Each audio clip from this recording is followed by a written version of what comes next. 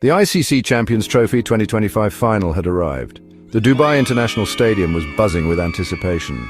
India and New Zealand, two cricketing giants, were ready to battle it out.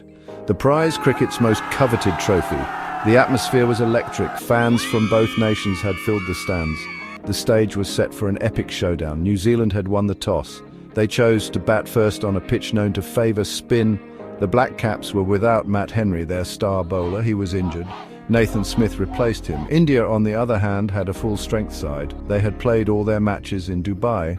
They were accustomed to the conditions. The tension was palpable. This was a contest that promised to be a nail-biter.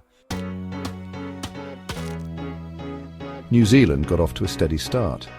However, the Indian spinners soon began to exert their dominance. Kuldeep Yadav struck early.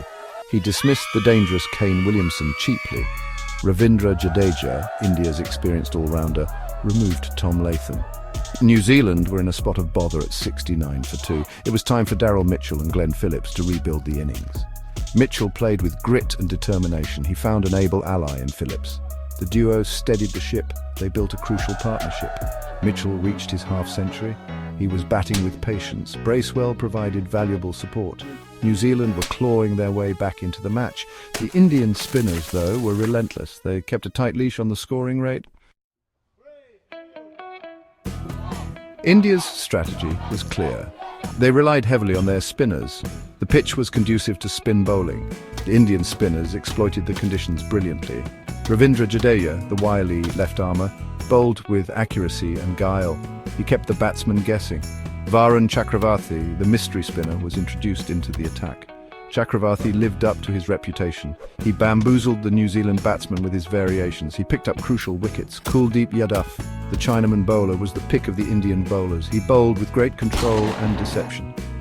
Yadav troubled the batsmen with his variations of pace and spin. He ended with impressive figures of 2 for 8 from his 3 overs. The match was not without its share of drama. India's fielding, usually a strong point, was below par.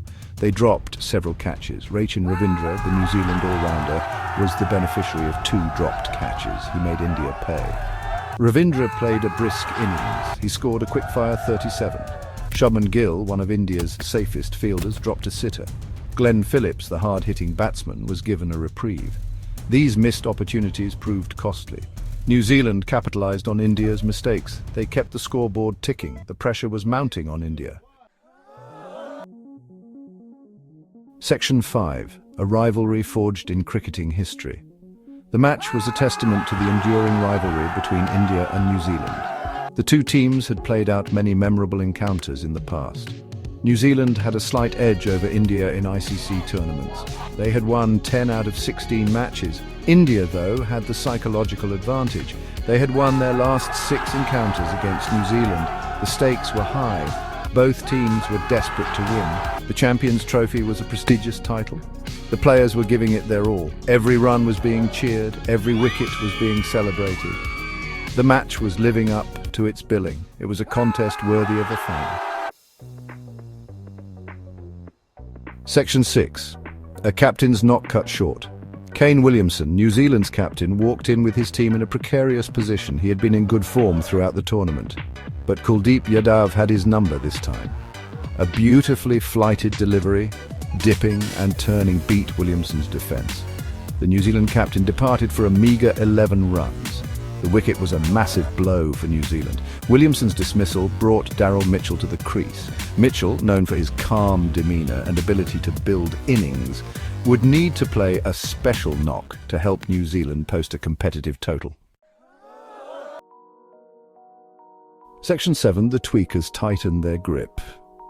With the ball gripping and turning, India's spinners continued to weave their magic. Jadeja, with his flat trajectory and subtle variations, kept the batsmen guessing.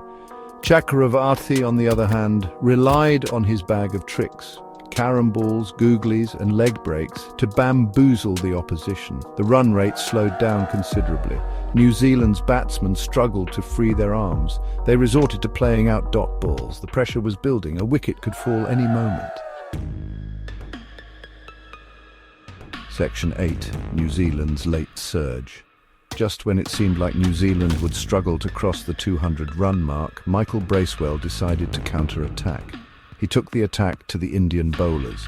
He used his feet well against the spinners. He targeted the shorter boundaries. Bracewell's aggressive approach paid dividends. He smashed a few boundaries. He brought up a fighting half-century. His innings provided the late impetus that New Zealand desperately needed. He remained unbeaten on 53. His knock helped New Zealand post a respectable total of 251 for 7 in their allotted 50 overs. Section 9. The chase awaits. As the players walked off the field, the tension in the air was palpable. New Zealand had set India a target of 252 runs. It wasn't a daunting total, but it wasn't a walk in the park either. The pitch was slow and turning. The Indian batsmen would need to bat sensibly to chase it down. The stage was set for what promised to be a thrilling run chase. Could India, the pre-tournament favourites, chase down the target and clinch their third Champions Trophy title? Or would New Zealand, inspired by their bowlers' performance, pull off an upset? The answers to these questions lay ahead in what promised to be a nail-biting second innings.